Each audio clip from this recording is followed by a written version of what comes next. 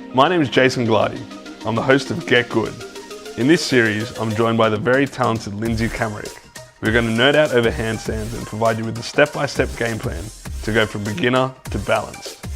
We cover the why you're doing it, what to do, and how much to do of it. Welcome to episode 1. We're going to cover the user's correct end position and cover the most important core concept that's going to apply to all other episodes, joint stacking. Come and join us. There is a method to it, right? And it might just look like, oh, that person's just going upside down every day. But it's probably not just that. Right. There is a level of, you have to conceptually understand the skill that you're doing before you can feel it in your body. And that's probably one of the most underrated things, right? So yes. I think for like anything that has an outcome, if you have a knowledge of the result, you have a reference point to compare it to. You have to know that it's not wrong. magic. Yeah, totally.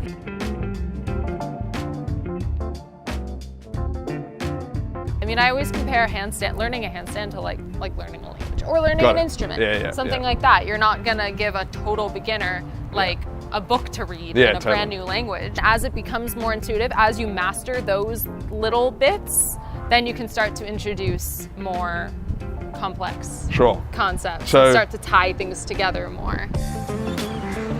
In acrobatics, we want to rely on bone stacking more than muscle tension or muscular effort because muscles fatigue. Got it, makes sense. When you stack joint over joint and use your bones to support you, it's efficient. I mean, you're using your muscles to stabilize, but you're not using muscles to hold your weight. Can we have a look what a banana back looks like? Yeah, for sure. So maybe we go through like banana back and then the correct alignment, and then they can see areas which change. Right. First one of the day. Okay, so what I find, this is a banana back.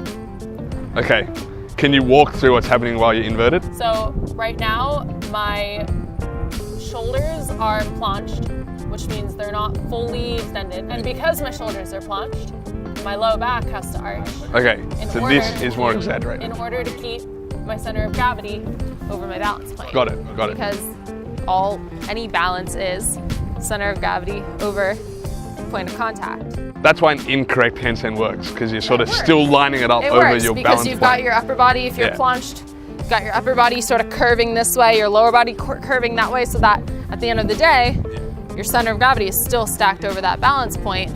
But there I had to use my lower back quite a bit. Whereas ideally I don't want to have to put that much effort into it, especially when you want to get into like transitions and different shapes. You want it to feel easy. Sure. It should feel easy. Can we go from banana back to straight so we show how it gets corrected? Yeah. So we've got our banana back, and then from here, start to open my shoulders, and stack everything. Cool. So now it looks much more like if we were to put you upside down, you'll just be standing straight. Yeah, and I'm putting a lot less effort into it. And where's your weight? Over your palms or your fingers? So I like to distribute the weight somewhere between the heel of the hand and the fingers. Yeah. So that's where I'm putting pressure into the ground. And then I use my fingers and the heel to adjust my balance as I need to. But I could hold it here much longer. Yeah. Because I'm putting less effort into it. Makes sense. If you were to say there's a golden rule from handstand for day one for alignment, what would you say it would be?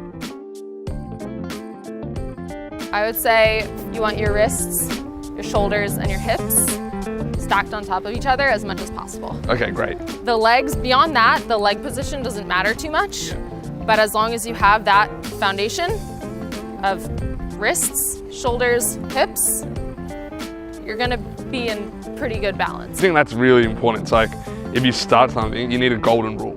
So like there'll be lots of rules, but for a beginner, if you see 5 rules, they're all equal value. Yeah. Whereas this one is probably like 70% of that, importance. And then all the other stuff is like 5% add-ons. It's like fine tuning after that. not a neuroscientist. Pretend to be one. But your brain learns movement patterns or, skills or whatever. And the way that you practice them is the way that you're gonna register them. So when you practice with intention and your practice is quality, that's what's gonna cement itself into your neural circuitry. The results that you get are sort of the product of the time that you spend and then the quality of the time. Mistakes are good for learning, right? As long as you have feedback. Yeah. So I always say that in order to know what feels right, in order to know what balance feels like, you need to know what imbalance feels like. You need to know what it feels like to be too far one way or too far the other way in order to know where the medium. We're going to identify the limiting factors of a handstand and show you some exercises to help remedy them.